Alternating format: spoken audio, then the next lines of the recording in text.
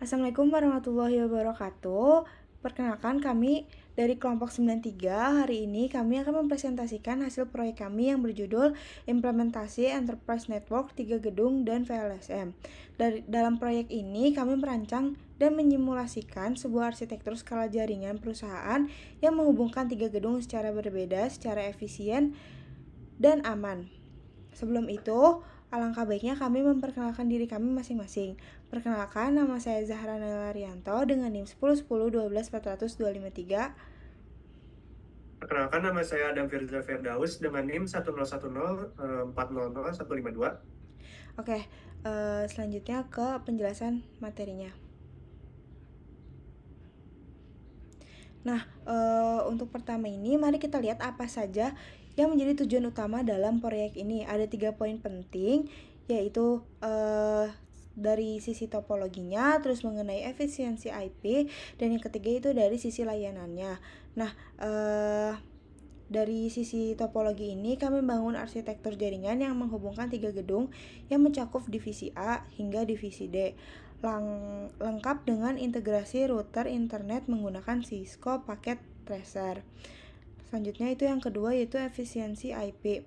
Kami mengoptimalkan alokasi pengalamannya menggunakan metode VLSM atau Variable Length Subnet Masking untuk memastikan tidak ada pemborosan ruang alamat host. Dan yang terakhir yaitu dari sisi layanan. Kami mengonfigurasikan layanan DNS dan HTTP server agar domain group dapat diakses secara internal, didukung oleh protokol routing dinamis RIP versi 2. Nah, boleh selanjutnya. Selanjutnya itu mari kita bedah bagaimana bentuk fisik atau desain topologi jaringan yang telah kami rancang. Jaringan enterprise ini kami bagi ke dalam 3 gedung fisik utama dalam satu area internet. Nah, yang bagian kiri bawah ini yaitu gedung 1, terdapat 3 divisi yaitu divisi A, B, C yang akan dikelola oleh satu router utama yaitu R1 dibantu oleh 4 buah switch. Lalu berpindah ke gedung 2 yang di sebelah kanan. Di sini khusus menampung divisi D yang dikelola oleh router E2 dan 1 R2 dan 1 switch. Dan yang terakhir itu ada di gedung 3. Dia itu bertindak sebagai pusat data atau data center yang menampung router R3 serta web dan DNS server perusahaan. Dan yang terakhir itu yang paling atas ada internet. Jadi di sini semua ini terhubung ke internet eksternal melalui router ISP dengan konfigurasi DHCP. Boleh selanjutnya. Nah, di sini tuh ada strateginya.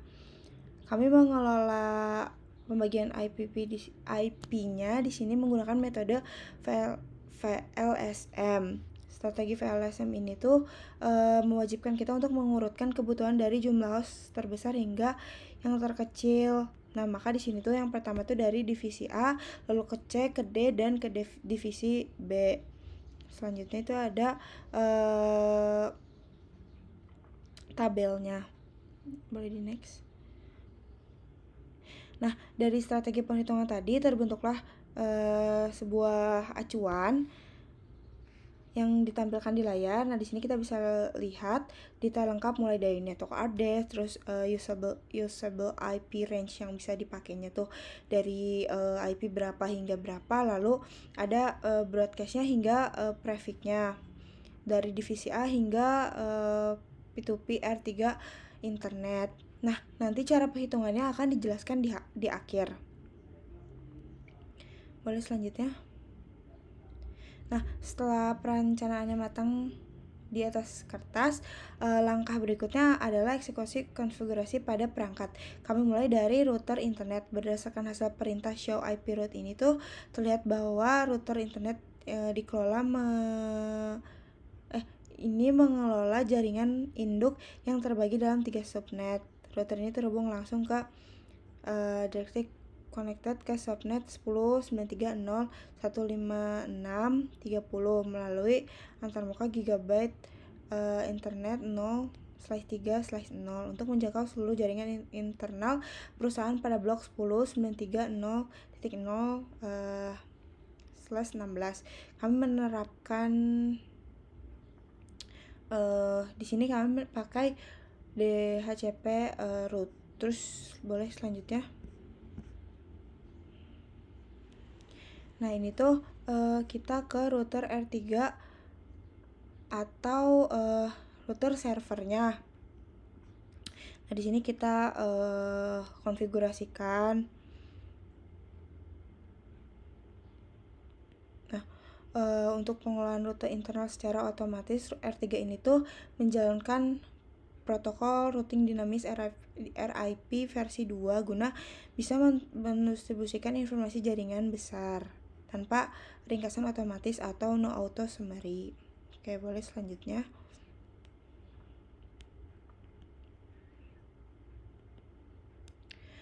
Nah, di selanjutnya ini ada ke router gedung A atau R1.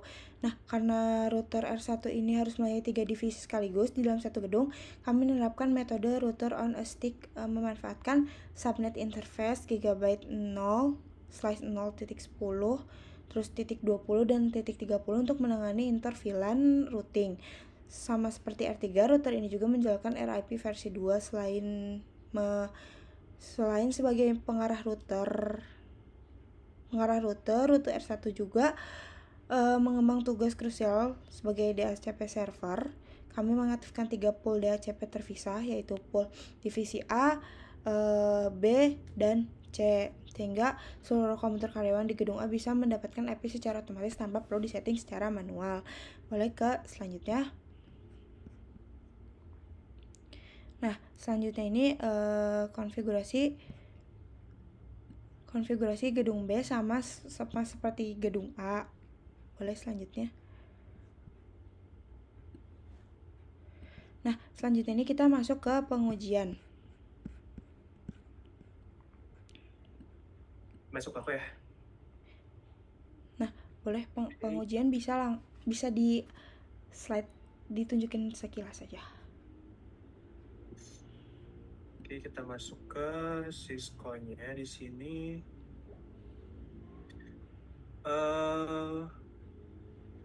Buat pengujian kita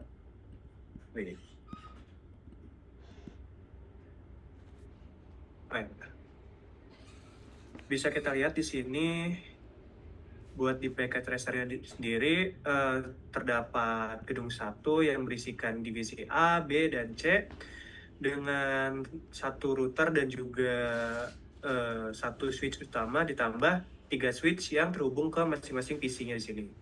Di sini ada divisi A dengan satu switch dan 2 PC dan seterusnya dengan B juga C-nya. Oke, di sini buat gedung 2 itu ada satu divisi yaitu divisi D yang berisikan ada satu router, satu switch dan juga 2 PC. Terus di gedung 3 ini ada pusat dari datanya sendiri, yaitu ada server si company-nya dengan satu router utama di sini yang terhubung ke gedung 1 dan juga gedung 2 dan juga ke internet di sini. Nah, untuk routernya sendiri di sini kita terhubung ke internet. Nah, buat apa ya? Buat agar si data dari si company ini tuh nggak terisolasi di sini-sini aja gitu istilahnya. Terus buat di R3 ini kita karena router 2911 itu nggak bisa maksimal 3 port doang, jadi kita tambahin modul satu lagi buat bisa ke internet ini. Jadi dia pakai fiber optik ya di sini. Terus buat simulasinya, oke, bisa kita lihat di PC A1.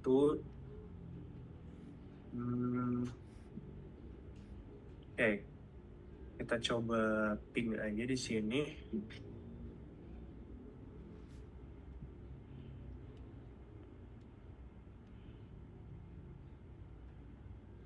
146.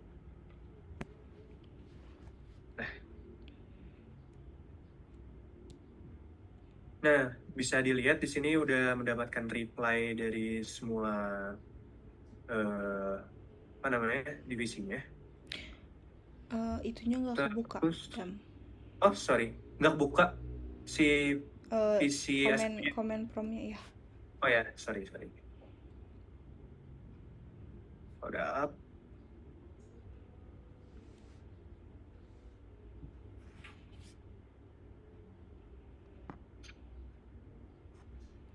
Share aja lah ya.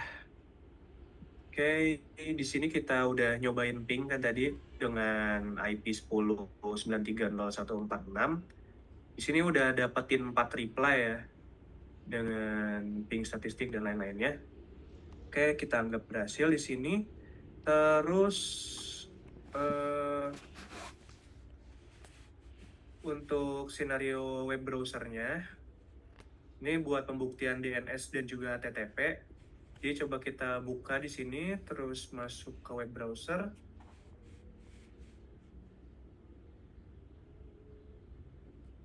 Oke, sekalian aja ya.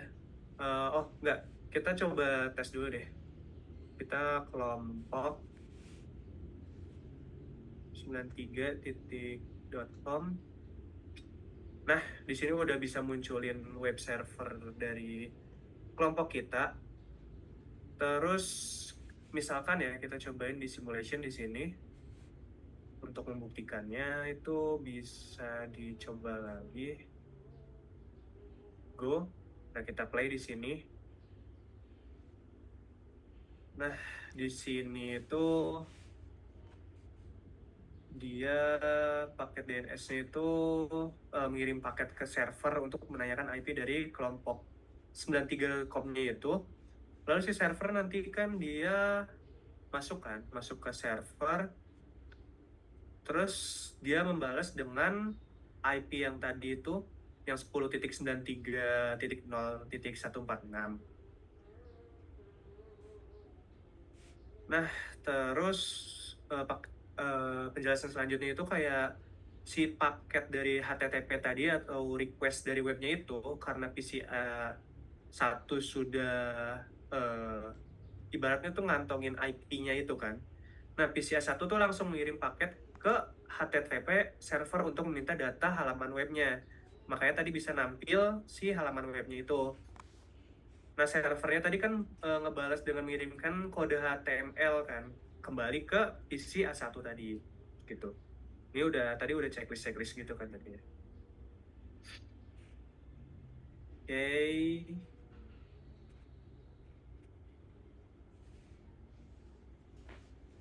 Hmm.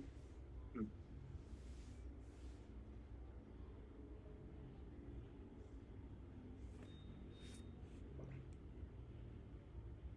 IP configuration ya.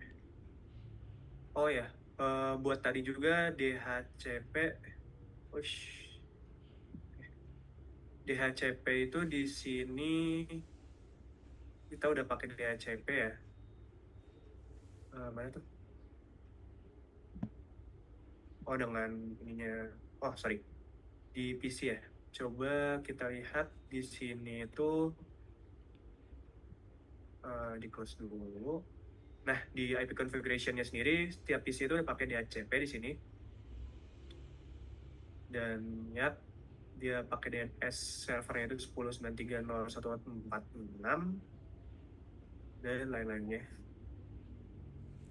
Terus buat di sini itu udah ada HTTP-nya, udah diedit juga di indeksnya bisa nampilin tadi itu.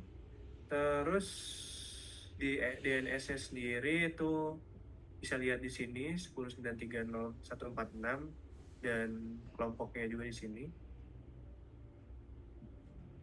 Terus Mungkin ke ini ya, apa ke lagi? ARP table-nya. Kita lihat yang di router di router 1. Yang untuk gedung 1 kita lihat ARP table-nya. Pakai yang show IP route.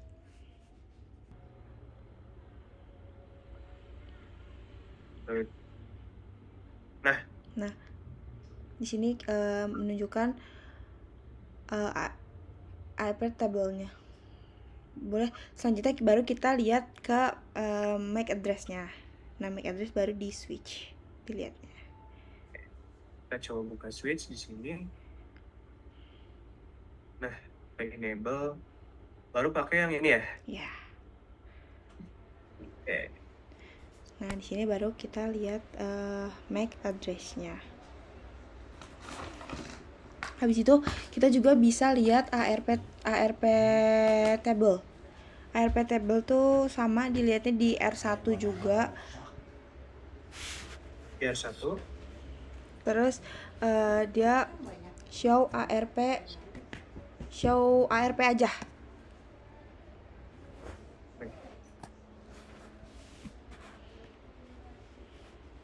Show ARP. Udah. Nah, dari sini bisa kelihatan ARP-nya. Mungkin udah sih segitu untuk simulation-nya. Kita balik ke Canva ya.